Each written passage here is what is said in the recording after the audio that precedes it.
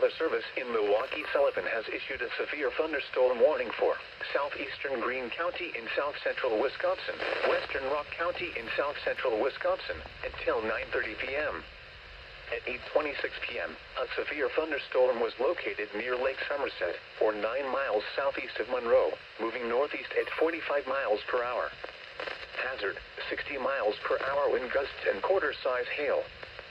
Source, radar indicated. Impact, hail damage to vehicles is expected. Expect wind damage to roofs, siding, and trees.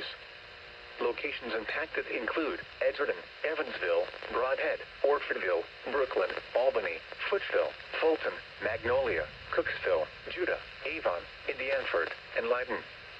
For your protection, move to an interior room on the lowest floor of a building.